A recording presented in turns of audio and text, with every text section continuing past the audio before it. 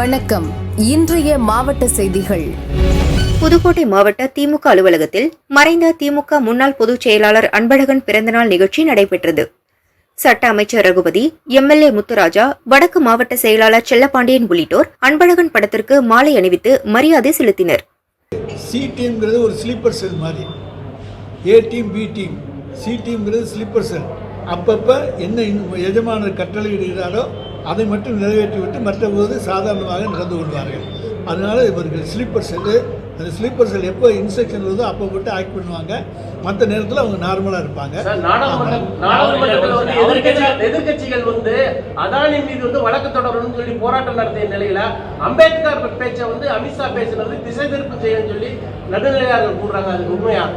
ஆமாங்க. நாடாளுமன்றத்தில் அவங்க அம்பேத்கரை பற்றி பேசி எல்லாத்தையும் டைவெர்ட் பண்ணி விடுறதுக்காக தான் பார்க்குறாங்க. இது இந்தியா பூரா கொந்தளிக்கு, இந்தியா பூரா ஒரு பிரச்சனை உருவாகும். அதில் நம்ம குளிர் காய்ந்து கொண்டு நமக்கு வேண்டிய சட்டங்களை நிறைவேற்றி விடலாம் என்கின்ற ஒரு கனவுல தான் இன்றைக்கு இந்த ஒன்றிய அரசாங்கம் இருக்கிறது.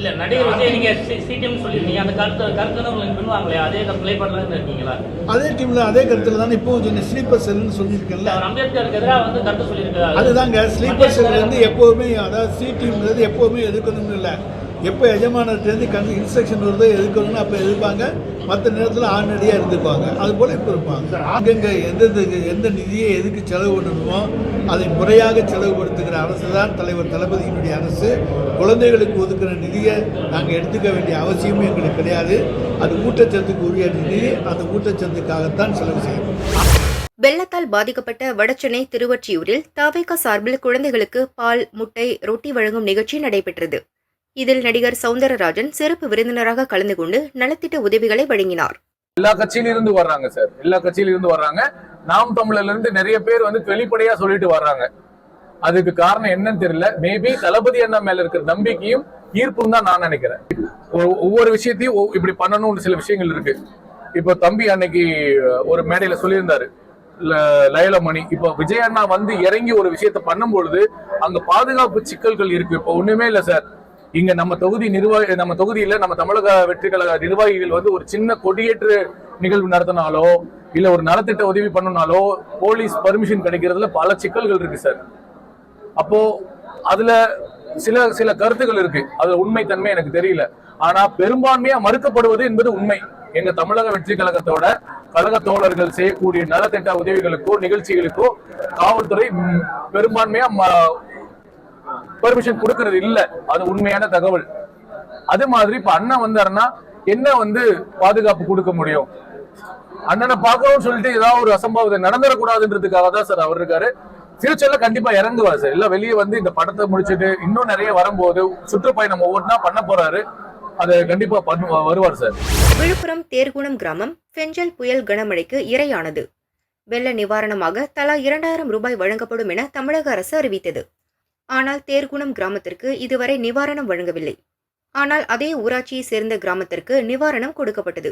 இது குறித்து கேட்டபோது உங்கள் கிராமத்திற்கு வெள்ள நிவாரணம் வரவில்லை என விஏஓ கூறியுள்ளார். இதனால் கொதிப்படைந்த மக்கள் திண்டிவனம் புதுச்சேரி ஹைவேயில் மறியலில் ஈடுபட்டனர். இதனால் சுமார் 1 மணி நேரம் ஹைவேயில் போக்குவரத்து பாதிக்கப்பட்டது. 1 வாரத்திற்குள் நிவாரணம் வழங்கப்படும் என போலீசார் சமரசம் செய்த பின்னர் மறியல் கைவிடப்பட்டது.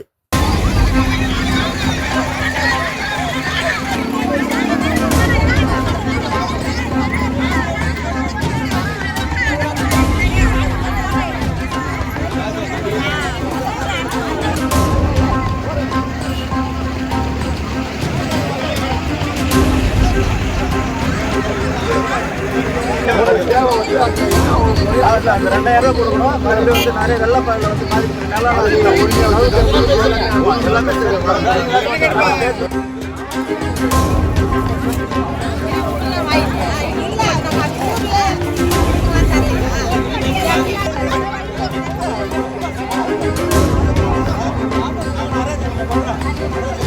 உள்ள உள்ளார தண்ணி இருந்தது சார். நம்ம ஒன்று ஊற்றி இருந்தோம் சார். தேக்க மரமே வீட்டு மேலே ஊண்டு சாந்தி போயிடுச்சு சார். இந்த தடவை மழை பெஞ்சு நாங்களே ரொம்ப அவசரப்பட்டு தான் சார் வந்தோம். சரி எல்லா ஊருக்கும் கொடுக்குறாங்க, நம்மளுக்கு மட்டும் கொடுக்காத இருக்கிறாங்களே என்கிட்ட ஒரு ஆதங்கத்தில் தான் சார் இன்னைக்கு கிளம்பி வந்தேன். நான் இன்னைக்கு நீங்க எத்தனை நாளா கேட்டுருக்கீங்க? நாங்கள் ஒரு வாரமாகவே கேட்டுருக்கோம் நாங்கள். ஆனால் இது இந்த ஸ்டெப் யாரும் எடுக்கல.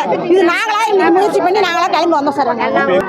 வெள்ளப்பாடு வந்தது எங்களுக்கு. நாங்கள் ஒரு வாரமாக கேட்டுக்கிறோம். சுத்துப்பட்டி கிராமம் பூரா பணம் கொடுத்தாங்க, எல்லா அறிவுரைக்கும் கொடுத்தாங்க.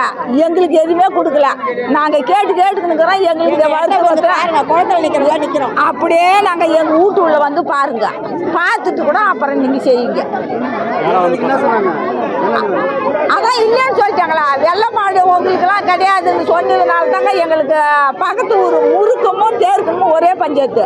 முறுக்கத்தில் கொடுத்து இன்னைக்கு 5 நாளாக ஆகுது. முறுக்கத்தில் கொடுத்து இன்னைக்கு 5 நாளாக ஆகுது. மறியல் பண்ண வந்தோம். செக் போஸ்ட் நாங்கள் மறியல் பண்ண வந்தோம் சார். திண்டுக்கல் மாவட்டம் ஒட்டஞ்சத்திரம் காலனியைச் சேர்ந்தவர் முஸ்தாக். இவர் ரூபன் என்பவரின் இடத்தில் வாடகை அடிப்படையில் குடோன் நடத்தி வந்தார். குடோனில் சட்ட விரோதமாக பாறைகளுக்கு வெடிக்க பயன்படுத்தப்படும் ஜெலட்டின் வெடிமருந்து பொருட்களை பதுக்கி வைத்து விற்பனை செய்து வந்தார். நேற்றிரவு ஜெலட்டின் குச்சிகள் வெடித்து சிதறின. இதில் குடோன் முழுவதும் தீப்பற்றி எரிந்தது. 50 லட்சம் ரூபாய் மதிப்புள்ள பழைய கார்கள் தீயில் எரிந்து சாம்பலானது. ரியாஸ் என்பவர் காயமடைந்தார். அவரை ஒட்டஞ்சத்திரம் அரசு ஹாஸ்பிட்டலில் அட்மிட் செய்தனர். குற்றவாளிகளை கைது செய்ய கோரி குடியிருப்பு வாசிகள் மறியலில் ஈடுபட்டனர். தீ விபத்து குறித்து 3 போலீசார் விசாரணை நடத்தி வருகின்றனர். வேலூர் மேல்மருச்சி துருகம் கிராமத்தைச் சேர்ந்தவர் சிவலிங்கம். இவரது மகள் அஞ்சலி வயது 22. நேற்று மாலை வீட்டு வாசலில் நின்ற அஞ்சலியை சிறுத்தை தாக்கியது. அஞ்சலியின் அலறல் சத்தம் கேட்டு உறவினர்கள் சிறுத்தையை விரட்டினர். சத்தம் கேட்டு பயந்த சிறுத்தை அஞ்சலியை விட்டுவிட்டு காப்புக்காட்டு பகுதிக்குள் ஓடியது. ஆனால் சிறுத்தை தாக்கியதில் அஞ்சலி சம்பவ இடத்திலேயே உயிரிழந்தார். வேலூர் கலெக்டர் சுபலட்சுமி மற்றும் தாசில்தார் சந்தோஷ் நேரில் சென்று விசாரித்தனர். அதைத் தொடர்ந்து அஞ்சலியின் உடலை கைப்பற்றி வேலூர் அடுக்கம்பாறை அரசு மருத்துவமனைக்கு அனுப்பினர். உடலை வாங்க மறுத்த உறவினர்கள் சாலை மறியல் செய்தனர். சாலை, தெருவிளக்கு, பஸ் வசதி உள்ளிட்ட அடிப்படை வசதிகள் செய்து தர வேண்டும். இறந்த அஞ்சலியின் குடும்பத்தினருக்கு நிவாரணம் வழங்க வேண்டும் என வலியுறுத்தினர். போலீசார் சமரச பேச்சுவார்த்தையில் ஈடுபட்டு வருகின்றனர்.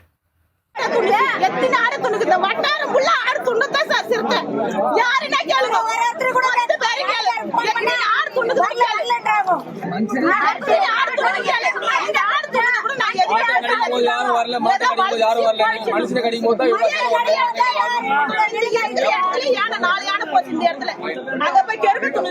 அப்படியே ஏறி வந்து வீட்டு பின்னாடியே வருது. இந்த ஊர்ல